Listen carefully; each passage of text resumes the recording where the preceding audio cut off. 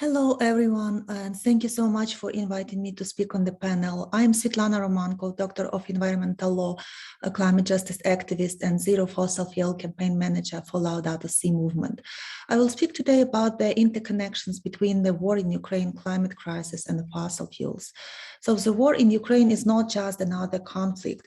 Besides the dreadful death, destruction, violence, terror and genocide against thousands of Ukrainians killed during shelling, bombing, and missile attacks of Russian troops, it has already affected 1.7 billion people in 107 countries who are now faced with rising prices for food and energy.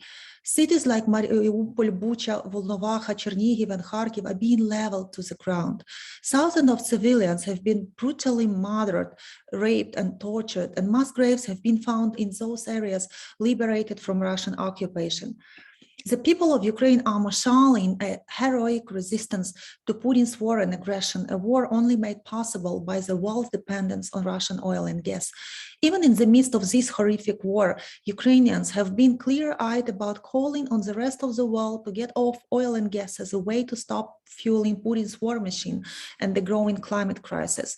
Svitlana Romanko, Ukraine's representative to the Intergovernmental Panel on Climate Change, put it best. Human-induced climate change and the war on Ukraine have the same roots, fossil fuels and our dependence on them. Ukrainian organizations are calling on the world to end this fossil fuel addiction once and for all. Russia's economy is based overwhelmingly on the export of oil and gas, which makes up 60% of total exports and 40% of their federal budget that comes from oil and gas. And that has allowed Putin to grow and empower his military build-up. And the fossil fuel industry of Russia is among the worst in the world in terms of a climate. For decades, Western oil companies courted Putin and helped him exploit Russia's vast reserves. Supported by banks in Western countries, they have poured billions into Putin's war chest and turned a blind eye to his violent expansion efforts. Putin has deliberately weaponized fossil gas to increase his existing energy dominance over the European Union and to threaten European nations that would come to Ukraine's aid. Still now, Germany, Austria, and Hungary hesitant to put a full embargo on oil and gas to end war in Ukraine, because these sanctions are the most effective. And the fossil fuel industry is using Russia's invasion of Ukraine to expand investments in oil and gas.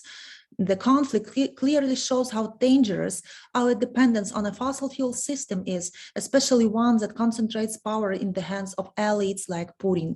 Since 2016, the global Catholic climate movement, now known as Laudato Si Movement, has championed the fossil fuel divestment movement within the church. And for now, we have 307 Catholic institutions who divested over like $14 trillion from the fossil fuel industry. In the last year, we've made 5.7 billion of US dollars divested from fossil fuel industry. And I call on you, divest from fossil fuel industry now. It's never been a better time to do it and to make your moral and ethical choice to end the war in Ukraine and to stop climate crisis everywhere, to tackle climate crisis everywhere in the world within your divestments. Please fill in registration form on our Laudato Si Movement divestment webpage, and we will announce the divestment commitments on July the 5th. And actually saying so, I have to say that it's imperative that the world not simply replace Russian-produced fossil fuels, in particular fossil gas, with fossil fuels from other countries, in particular liquefied natural gas. With an imagined priority of boycotting Russian oil and gas, fossil fuel expansion must be immediately halted, and nations worldwide must commit to the fast and just transition away from all fossil fuels.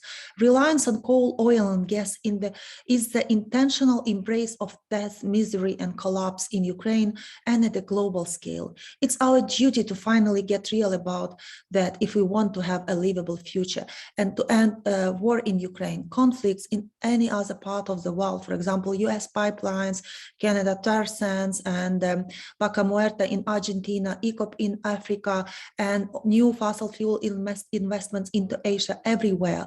We have a unique chance to both tackle and find the solutions for climate crisis and for the war in Ukraine and conflicts in many other parts of the world that have been fueled by fossil fuels. And the war in Ukraine and the rise in price of fossil fuels also underscores the need for new bold proposals like the Fossil Fuel Non-Proliferation Treaty to phase out oil, gas, and coal and move the world rapidly to cleaner, safer, and distributed energy solutions. To meet rising demand for energy and get on a pathway consistent with limiting global warming to 1.5 degrees, investment in clean energy needs to triple by 2030. Fortunately, there is enough renewable energy potential in every region of the world to meet energy needs with existing technologies. Thank you so much. And if you'd like to contact me, please just email me on Svitlana, Laudato Si Movement.org, and I will respond to you. Let's keep in touch. Thank you so much for the invitation and attention.